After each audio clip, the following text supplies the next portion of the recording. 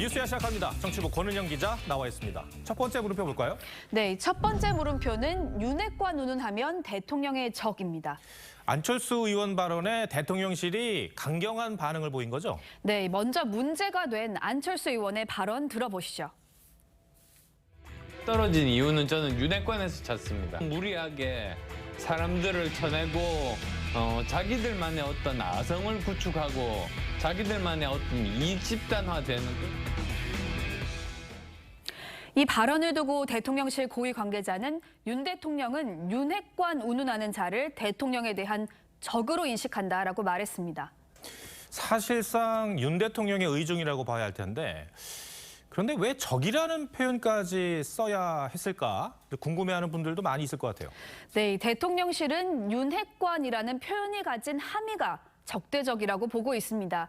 대통령실 관계자는 윤핵관이란 표현 자체가 간신에 둘러싸인 무능한 지도자라는 의도를 가진 뜻이기 때문에 곧 대통령에 대한 공격이다라고 했습니다. 사실 윤핵관이라는 표현을 처음 쓴 게 이준석 전 대표였죠? 네, 맞습니다. 이 전 대표가 윤 대통령과 각을 세울 때 윤핵관을 간신이라고 비판을 하면서 효과를 봤었는데 이번에 안 의원과 이준석계인 천하람 위원장도 같은 전략을 쓰고 있는 것으로 대통령실은 보고 있습니다. 소위 윤핵관과 윤핵관 호소인들이 절 때리기에 들어오는 약간 지령 비슷한 역할을 한 거거든요. 대통령을 작게 만드는, 그래서 결국 우리 당과 대한민국 정치를 망치는 간신배들은 더 이상 국민의힘에 발붙이지 못하게 해야 합니다. 그러니까 대통령을 직접 공격하기는 어려우니까 참모들을 간신으로 비판하고 있다는 거군요. 네, 특히 안철수 의원의 최근 발언이 대통령과 대통령의 참모들을 분리를 시켜서 윤핵관으로 불리는 참모들에 대한 반감을 전당대회 동력으로 삼고 있다고 보고 있습니다. 대통령실 고위 관계자는 TV조선과의 통화에서 차라리 민주당이나 유승민 전 의원처럼 대놓고 대통령을 비판하는 건 인정해도 겉으로는 대통령을 위하는 척하면서 실제로는 대통령을 이용하려 드는 건 사기나 다름없다라고 했습니다. 또 윤 대통령도 용납할 수 없다는 입장이라고 설명했습니다. 나경원 전 의원이 주저앉을 때도 비슷한 논란이 있지 않았습니까? 나 전 의원도 자신을 해임한 건 참모들의 잘못된 보고 때문이지 대통령의 본의가 아닐 거라고 했다가 사과까지 하면서 결국 출마를 포기했습니다. 윤 대통령은 이런 식으로 당내에서 주도권을 주기 위해 대통령을 이용하면서 대통령의 참모를 공격하는 행태를 이번에는 반드시 끊어내겠다, 이런 의지를 갖고 있는 것으로 전해졌습니다. 안철수 의원은 이런 기류에 대해서 어떤 입장입니까? 이 현재 상황에 대해서 우려를 표명을 하면서 대통령실 개입 없이 우리끼리 실력대로 정책 승부를 하자, 그런 입장을 보였습니다. 네, 알겠습니다. 첫 번째 물음표 정리해볼까요? 이 첫 번째 물음표 윤핵관 운운하면 대통령의 적의 느낌표는 말리는 시누이가 더 미운 법으로 하겠습니다. 네. 이 과거 이명박 정부 때 친이 친박이 큰 갈등을 빚었던 것 기억하실 겁니다. 당시에도 야당의 비판보다 당 내부의 손가락질이 더 큰 상처를 남겼고 후유증도 컸는데요. 이번 전당대회만큼은 품격 있는 토론과 대화로 진행됐으면 하는 바람입니다. 네. 두 번째 물음표는 뭡니까? 네, 두 번째 물음표는 김의겸 거짓말엔 공식이 있다입니다. 민주당 김의겸 의원이 여러 차례 가짜 뉴스를 퍼뜨려서 당내에서도 곱지 않은 시선이 있던데 이번에는 역술인의 대통령 관저 개입설을 거들고 나섰죠? 네, 맞습니다. 이 김 의원은 정황이 생생하고 또 등장인물이 특정됐다면서 다시 한번 진실 규명을 외쳤습니다.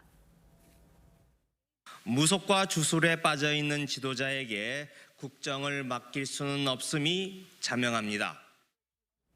그런데 저 주장 역시 전언만 있지 구체적인 근거는 없지 않습니까? 네, 아시는 것처럼 이 문재인 정부 국방부에서 대변인을 지냈던 부승찬 씨가 책을 통해서 언급한 내용인데 이 천공이 대통령 새 관저 후보지들을 둘러봤다, 이런 내용입니다. 남영신 당시 육군 참모총장이 부사관의 이야기를 듣고 자신에게 귀뜸했다라고 주장한 겁니다. 대통령실에서 부 씨와 보도한 기자들을 고발한 뒤에도 야당은 의혹 제기를 멈추지 않고 있는 상황입니다. 한동훈 법무장관을 몰아붙일 때도 전언에 근거해서 몰아붙이지 않았습니까? 네, 발언 당사자가 거짓말이었다라고 인정하면서 김 대변인의 폭로는 가짜 뉴스로 판명이 나지 않았습니까? 이 당시에도 아무 물증이나 사실 확인 없이 주장을 해놓고 알리바이를 대라 이런 식의 주장을 펴서 비판을 받은 바 있습니다. 이번 천공 의혹에 대해서도 대통령실에 아니라는 증거를 대라 이런 입장이고 김건희 여사의 주가 조작 추가 의혹을 제기하면서도 사실 확인을 전혀 하지 않았다라고 인정한 바 있습니다. 무엇보다도 대통령 부부와 특수관계로 보이는 천공의 당시 행적을 알리바이를 조사해서 공개하는 게 가장 빠른 길입니다. 하시기 전에 관련해서 의혹에 대해서 다른 조사나 취재 같은 걸 해본 적이 있어요? 아니요, 쭉 저희들이 한겨레 신문 출신인 김 대변인의 이런 태도에 대해서 같은 당 언론인 출신 선배가 비판을 하기도 했었죠. 같은 기자제가 선배로서도 그렇고 좀 나무래고 싶은 생각이 들고요. 근데 발언 뒤에 거짓으로 드러나면 책임은 지고 있습니까? 이 청담동 술자리 거짓말에 심심한 유감이다라면서도 다시 돌아가도 같은 질문을 하겠다라고 했고 지난해 11월 주한 이유 대사와 이재명 대표가 면담한 뒤 이유 대사의 발언을 왜곡해서 발표했을 때는 이유 대사관 측의 항의로 거짓말이 들통나고 나서야 사과한 바 있습니다. 네, 두 번째 물음표도 정리해 주시죠. 네, 두 번째 물음표 김의겸 거짓말엔 공식이 있다의 느낌표는 정치 퇴행의 주역으로 하겠습니다. 네. 이 청담동 술자리 의혹이 거짓으로 판명된 이후에도 민주당 지지자들은 보시는 것처럼 여전히 해당 의혹을 사실로 믿고 있습니다. 정치가 상대를 꺾고 권력을 잡는 게 본질이라고는 하지만 공당의 대변인이 거짓까지 사실처럼 말하면 시시비비가 가려질 수도 없고 가짜 진영 논리가 판칠 수밖에 없겠죠. 이 진실을 쫓는 언론인 출신이니만큼 진지한 자성을 당부해 보겠습니다. 네, 알겠습니다. 권은영 기자 설명 잘 들었습니다.